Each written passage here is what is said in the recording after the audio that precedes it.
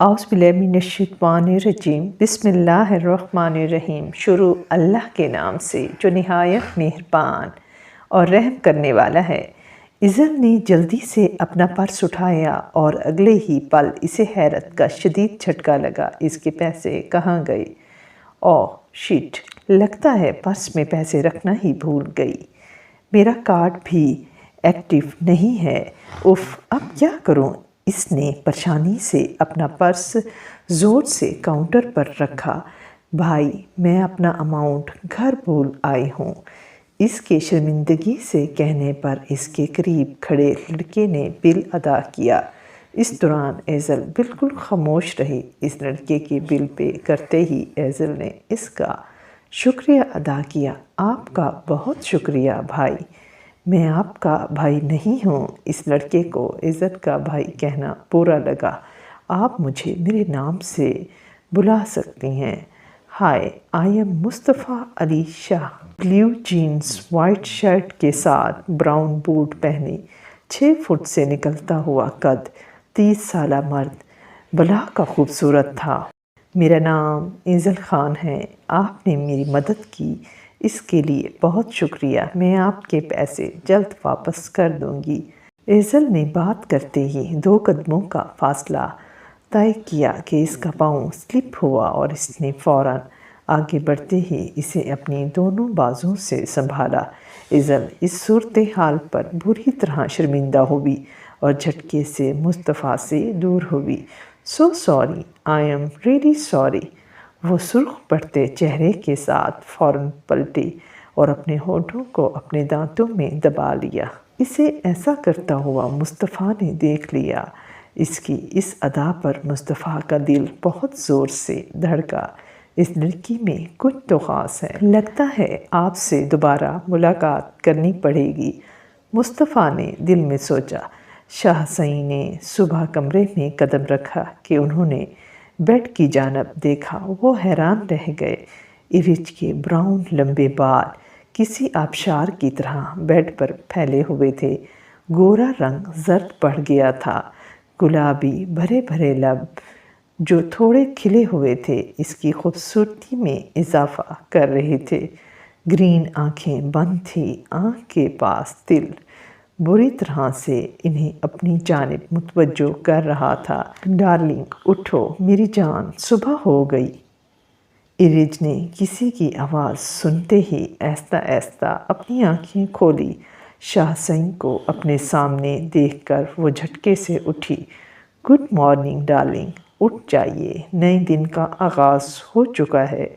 शाहसई ने सरगोशी की। सुबह हो गई, इरिज मध्यम आवाज़ में बड़बड़ाई।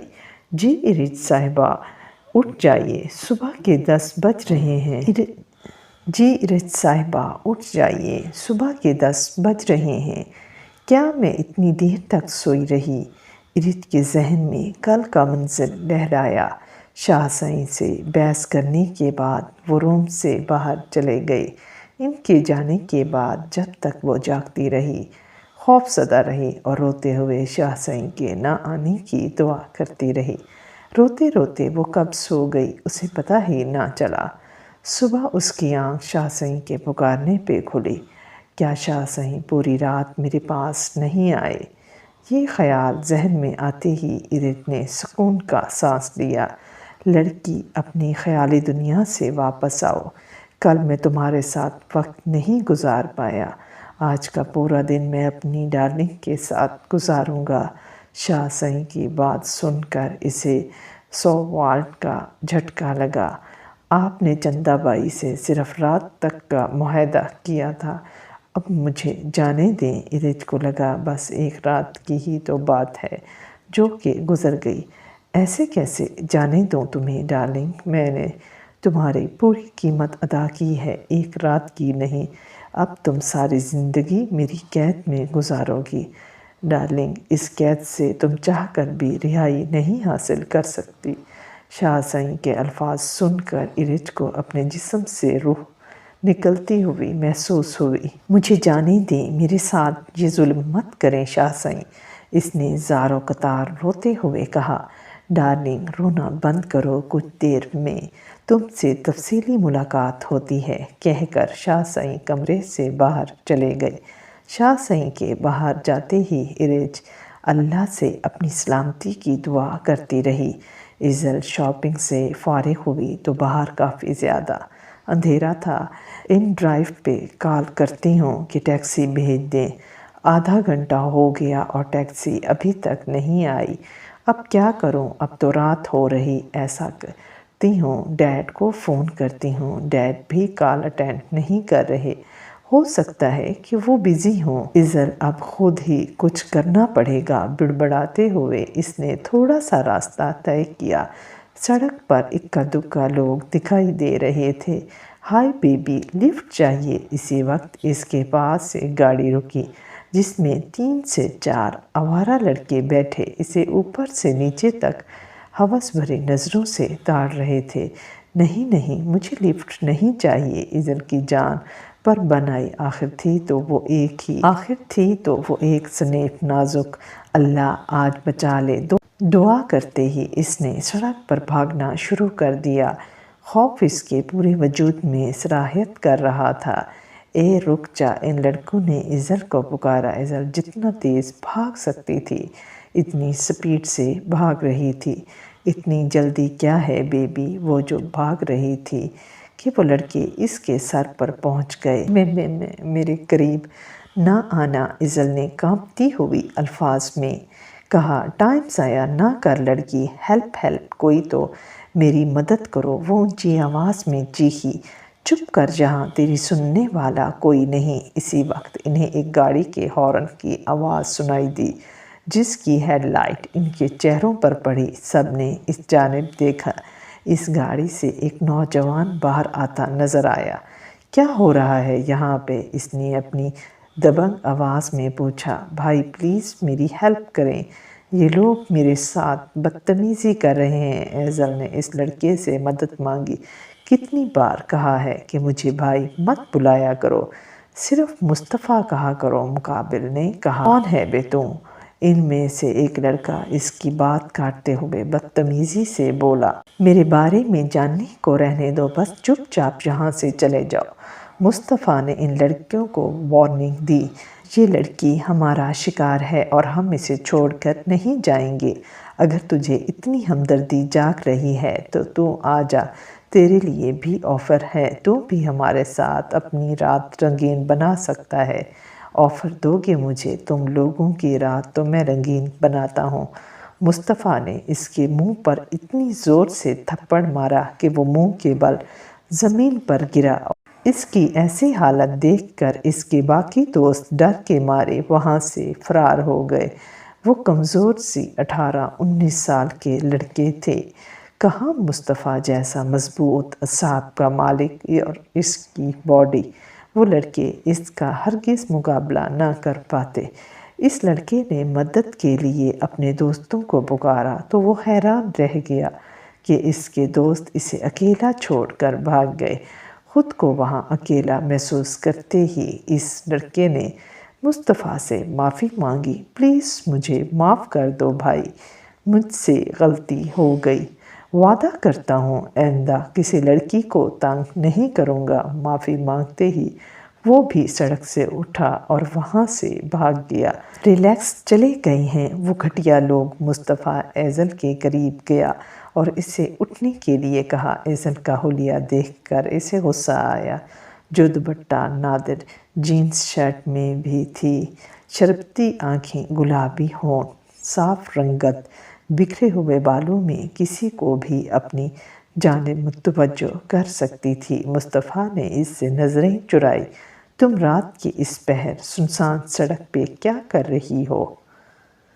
میں ابھی شاپنگ کر کے فری ہوئی تو ٹیکسی لینے کے لیے جیسے ہی میں تھوڑا سا آگے آئی تو یہ سب ہو گیا، اس نے روتے ہوئے جواب دیا۔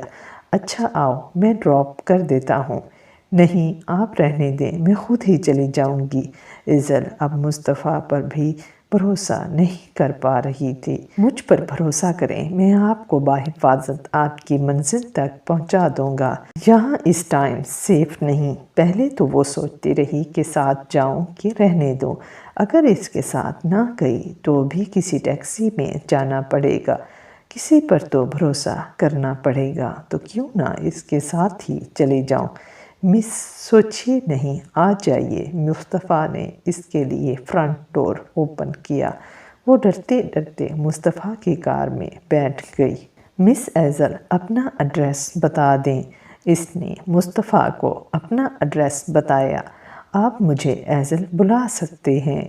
آپ نے ایک بار پھر میری مدد کی، اس کے لیے بہت شکریہ۔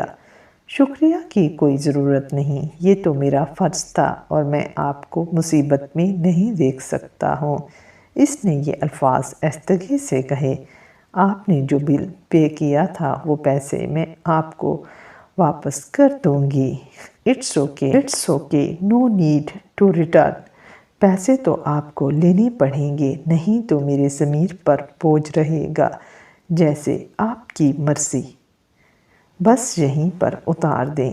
ایک بار پھر آپ کا بہت بہت شکریہ، اور میں جلد ہی آپ کے پیسے واپس کر دوں گی۔ آپ مجھے پیسے کیسے واپس کریں گی؟ مصطفیٰ نے ایزل سے کہا، ایسا کریں کہ میرا کارڈ رکھ لیں، جب پیسے لوٹانے ہوں تو مجھے کال کر دیجیے گا۔ مصطفیٰ نے صورتحال کا فوری حل پیش کیا۔ اوکے، خدا حافظ کہہ کر وہ گھر کی جانب چلی گئی۔ ایزل جب تک گھر میں داخل نہیں ہوئی، اس وقت تک مصطفیٰ اسے دیکھتا رہا۔ مصطفیٰ بہت خوش تھا۔ وہاں سے واپسی پر اسے ایزل سے ملنے کی ایک امید مل گئی۔ شاہ سئیں، آپ مجھے قید میں نہیں رکھ سکتے۔ محبتیں وقت کی محتاج نہیں ہوتی سئیں، مگر قدر کی قیدی ضرور ہوتی ہیں۔ آپ کی دولت اور اونچا مرتبہ مجھ جیسی طوائف تک رسائی حاصل کرنے میں ناکام رہا ہے۔